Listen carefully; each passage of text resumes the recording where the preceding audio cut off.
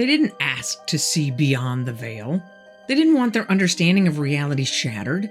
But in the desert, in a parking lot, in an ancient tower, on a lonely highway, 4 in-between viewers witnessed the impossible. Now they can never go back to not knowing. I'm Carol Ann. Welcome to the In-Between.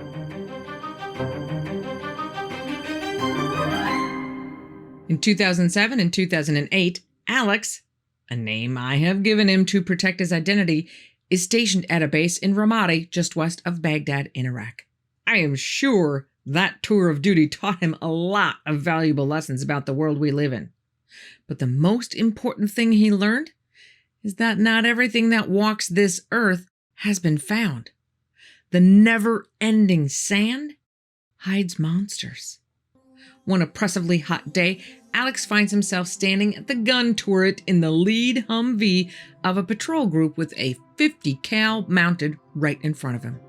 These Humvees are just like the ones that you see on the streets, except where you would find a center console between the two front seats, these have a place for someone to stand to man the gun. Alex is pretty low on the totem pole, so he's not in the need to know of where they're going or what they're doing. All he knows is that without something over his face, the blowing desert sand makes it impossible to breathe. The sand there is not like the sugar beaches of Hawaii. It's more like flour, something the guys refer to as moon dust. Sand so fine that when you walk on it, it doesn't fall back into place like regular sand. It holds a perfect impression of your shoe. And it's everywhere. As the convoy moves through the completely featureless expanse of desert, they roll up on a huge herd of camels, like 500 or 1,000 of them. They slow to a stop about 100 feet back. They are going to be here a while. After an hour of watching the 3 herders trying to move the camels along, who don't seem to be in any real hurry, Alex is beyond relieved to finally see the end in sight. From the neck up, the sun and wind have completely dried him out, while everything below his neck is drenched with sweat. So his eyes fix on that last camel, knowing that as soon as that camel crosses the road, they can at least move again. But that last camel doesn't look right. It's trailing quite a bit from the rest of the herd and is kind of swaying side to side, almost falling over, like it's staggering out of an Oasis bar. Curious to see what the deal is with this camel, Alex grabs his M16 from behind him and looks through the scope at the camel. Looks like a normal camel, except it has stripes. Stripes? On a camel? Camels don't have stripes. But that's what he sees. It has 3 stripes on its side coming down from the top and 3 coming up from the bottom. As the camel is staggering around, it manages to turn around and start heading the other way. So Alex can now see the camel's other side. And he sees what he thought were stripes aren't stripes. They're legs, wrapped all the way around the camel's body from the other side. On the other side, those legs connect to a shiny jet black body. Not so much like a spider, but more like a crab. The body is like a rounded octagon, but flat, maybe only 4 to 6 inches thick. And all around that circumference, with the exception of where the 6 legs attach, is a row of what looks like black pearls that Alex can only guess are this thing's eyes. Now, to be sure, there is something called a camel spider. They do exist, and they look pretty dang creepy to me, but that is not what Alex is looking at. Not even close. Alex's lieutenant gets out of the Humvee and looks through his binoculars and evidently sees the same thing that Alex sees. He jumps back in the truck, smacks Alex's leg to get his attention and tells him, "Shoot that thing right now."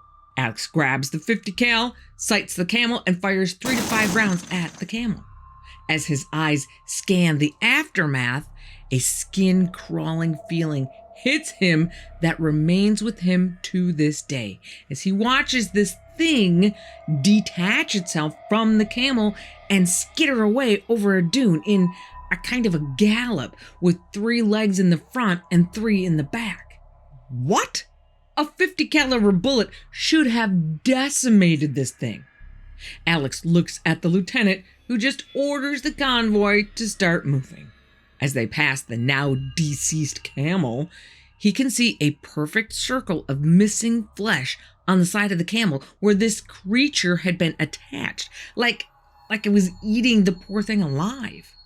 He also sees a series of perfectly round 2-inch circles in the moon dust sand leading away from the camel in the same direction that the creature had fled. This was not a mirage. It was not some kind of hallucination from too much time in the sun. Once their mission for the day is accomplished, they return to base with nothing being said about what they saw. And Alex is fine with that, and he's pretty much been fine with keeping it quiet for the last 17 years. So just know that should you ever find yourself walking along the desert sands of the Middle East, there are monsters among you. Spring of 2008, Norman, Oklahoma. Christy finds herself at 2:30 a.m. needing one of those random things that you need on occasion. Dang it. I gotta run to Walmart. She does, and by 3 a.m. she's already back in her car to go home. She picks up her iPod and starts scrolling through to decide what to listen to on the way home, and she stops. She's being watched. She can just feel it. Looking around, she spots the source immediately. A dark green Chevy Malibu just 1 spot away in the parking lot.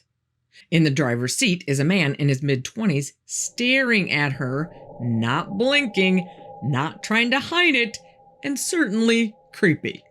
He has shaggy black hair down to his shoulders, olive skin, and eyes that are completely wrong.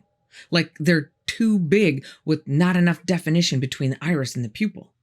Now, you have to understand one thing about Christy. She doesn't scare easily. Ever since she learned to drive, she's had a passion for fixing and racing cars. While the street racing scene in Norman was pretty much dominated by the boys, she spent many a mile on the back roads of Cleveland County perfecting not only her driving skills, but her nerves of steel. So while being alone in a desolate Walmart parking lot at 3 a.m. with a weirdo stalker 10 feet away is certainly enough to scare me, for Christy, that's not it. Christy is slightly, shall we say, sensitive.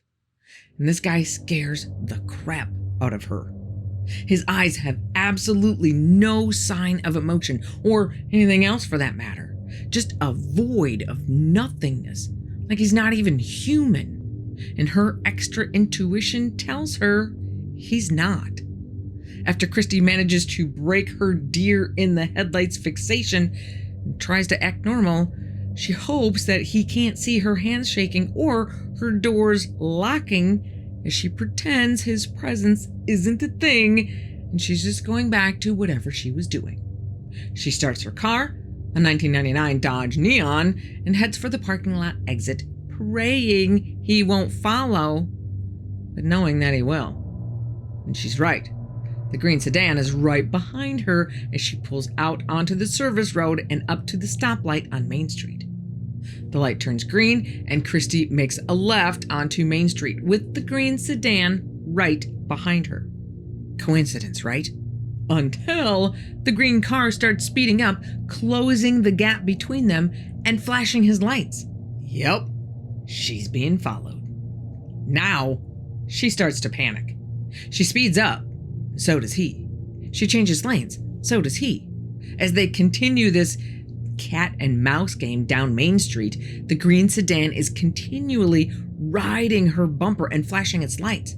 She has no idea what this guy wants or what he's trying to do. She only knows one thing. She ain't stopping. As Main Street changes to a one-way street, the green sedan moves from behind her to the new lane that has just opened on her left. He speeds up until he is right next to Christy. She looks over to see him still staring at her, unblinking, not ever once taking his eyes off of her, even to watch the road. And as if that's not bad enough, Christy also realizes that there's not one single other car on the road. Being this close to the police station, there are almost always cops driving the street at night. But not tonight. It's like they've drifted into this alternate reality. At this point, Christy's main focus becomes getting to the police station, which is only a few blocks away. That is her new target. Problem is, it's a left turn and this guy is pacing her on her left.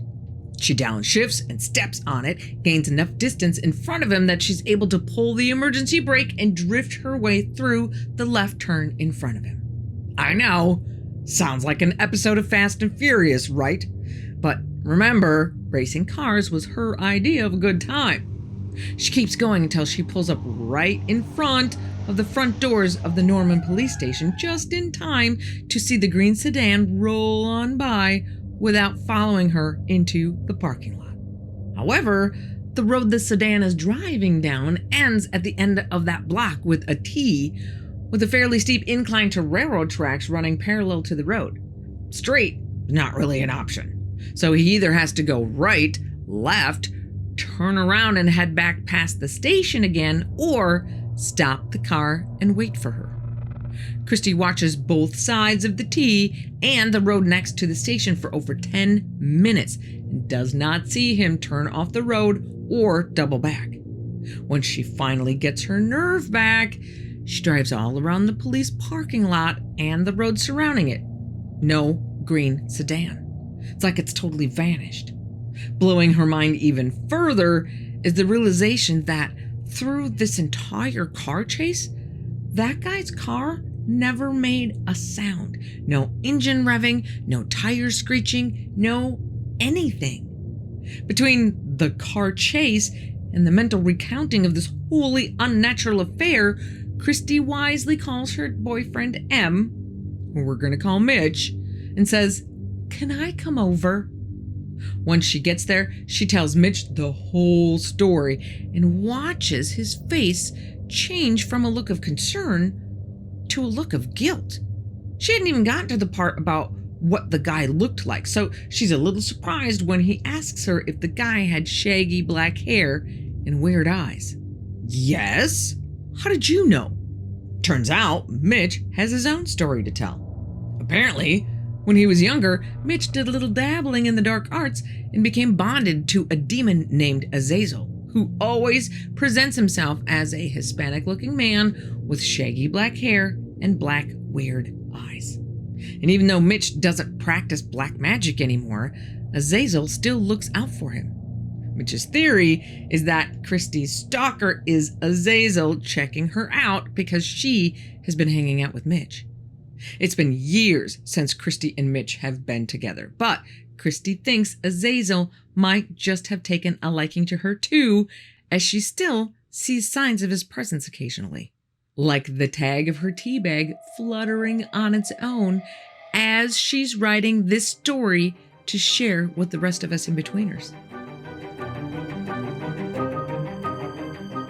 This story comes from an in-betweener named Paul, who has a story shared to him by his grandmother. For this story, we're going to call her Olive.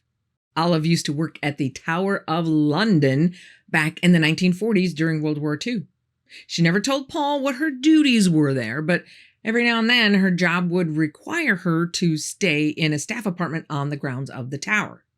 As I'm sure most of you know, the Tower of London, with its long and checkered past, is full of ghost stories and is known to be a very haunted place. And Olive had the stories to prove it. But one story in particular captured Paul's attention. It involved a man she knew who worked as a yeoman warder, better known as the Beefeaters.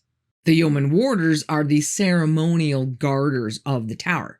But back in the day, they were the personal guards to Henry VIII, who allowed them to eat as much beef as they wanted from the king's table. Thus, the Beefeaters. Fast forward to World War II, when anyone of fighting age is off on a front somewhere, the Beefeaters step up for more actual guard duty, which is fine since you actually have to have a pretty long and successful career in the British Armed Forces before you can even become one. So it's not like these guys are rookies. So this particular night, Olive is outside her staff apartment having a smoke when she sees one of the Beefeaters that she sees every day, let's call him George, walking by with a limp and a look of shock on his face. She says, "Why, George, come and sit down. You look like you need a rest and a cup of tea." To which George immediately responds, "I could absolutely murder a cup of tea right now." She asks him what happened, and this is what he tells her. George is doing his rounds on the tower grounds and was walking through the halls of the White Tower. Now, just so you know, the Tower of London's not just a tower, but a whole compound made of several buildings and towers. The White Tower is the big building right in the center. So George has been making the rounds over the whole complex, and his blistered feet are killing him. So when he gets inside the White Tower building, he takes a seat at the bottom of a stone spiral staircase to just rest and take his shoes off for a quick minute. The rest of the room was nothing but shadows. Creepy, but George is no stranger to the stranger side of the tower. So he's really not all that surprised when that familiar feeling of not being alone in the room hits him. From the shadows, he could hear the very quiet voices of two young boys laughing, maybe even at him, when directly into his left ear he hears, "There's only you and I here."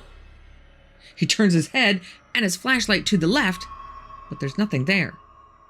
Then in his right ear he hears, "No, there's only you and I here." He pulls his socks back on and yells at the top of his lungs in his loud Cockney accent, "As soon as I get me bleeding shoes back on, there'll only be you here." Ghost encounters in the towers are not all that rare, but this one made Olive laugh. Until the day she read the story of the two princes. Brief history. On April 9th, 1483, Edward IV dies. His two young boys, Edward V and his little brother Richard of Shrewsbury, ages 12 and 10 respectively, are the next in line to the throne. However, Edward IV did not pick well when he chose his brother Richard as the protector of the boys. They don't even make it to the coronation 2 months later, with charges that their claim to the throne is illegitimate. But their uncle does and becomes King Richard III. The children are sent to live in the tower and are never seen again. But in 1674, a worker repairing the floor at the base of a set of stairs in the White Tower finds under the stonework the skeletal remains of two young boys. The rumor was true. Richard III had hired men to murder the children in their sleep in order to secure his claim to the throne. That staircase spot that George had chosen to take a little rest was the exact spot that the two princes had once been resting. This last story comes from a very good friend of the channel named Walter. In the early 1990s, Walter lands a truck driving job with a company in Iowa, driving a single bunk Freightliner out west. He loves to drive out west and loves driving at night, especially if he's making a delivery in or near a big city. So one particular night, Walter is driving along the roads of New Mexico and drives right into a thunderstorm. Now, he's been through plenty of thunderstorms before, but nothing prepares him for the storm he encounters on this night. It's about 2 a.m. and he's on a long, straight road that goes on forever. He starts feeling strong wind hitting the truck and trailer. No worries. He's got 26,000 pounds of weight in the trailer and a good truck. He's not going anywhere. Then the lightning hits. Walter is overwhelmed by the brightness, and every time it flashes, he can see for miles. Then the rain comes. Huge, heavy drops that just start pelting his windshield, with the wind getting stronger and stronger. Wow, this is a good one. But Walter notices that he is the only one on the road. All right, not ideal, but okay. Not 10 minutes later, his engine dies. Are you kidding me? He coasts to a stop on the side of the road and puts on his parking lights and four-way flashers. Now, Walter is not a mechanic. The truck has satellite communication, so eventually someone will come out and get him moving again. But being in the middle of nowhere, the idea of sitting there for hours waiting for a repair truck is not at the top of his favorites list. So Walter grabs his flashlight and jumps out to see if he can find the problem. He opens the nose of the truck, not having the slightest idea of what he's even looking for. In less than 5 minutes, he is soaked to the bone, but he finds a big power cord that seems to be able to come apart. Walter pulls the cord apart and finds a fuse and a lot of water. He takes his handkerchief and does his best to dry everything inside that plug and the fuse. Puts everything back together, jumps back inside the truck. Walter says he's not really sure why he says what he says next, that it must have been just the feeling he got from being in that area of the West. Like it seemed like the most appropriate thing for him to say at that moment. He looks up and says, "Great Spirit, I sure could use some help to get this truck to a real repair shop to have it fixed right." Turns the key on, pushes the starter button, and the truck fires up. He is moving again. Walter looks up again and says, "Thank you." Walter heads down the road a ways until he sees a gas station in a little town called Tucumcari. He's wet, tired, and needs to get into some dry clothes. He takes the exit and pulls into the dirt parking lot, deciding that he is done for the night. He gets into the sleeper, changes into dry clothes, and crashes, with the storm still raging. Walter's not sure how long he was asleep, but he has this dream where he sees the most beautiful native woman he has ever seen. He falls in love with her as soon as he sees her. She's wrapped in white fur, meaning that she is somebody pretty important. She says to Walter, "Come see." Come see what? He has no idea. But then he sees an older native man. The woman is in color, but the older male is in black and white. His face looks hard and chiseled with no expression. Walter is startled awake and realizes all his clothes and his sheets, everything is soaked.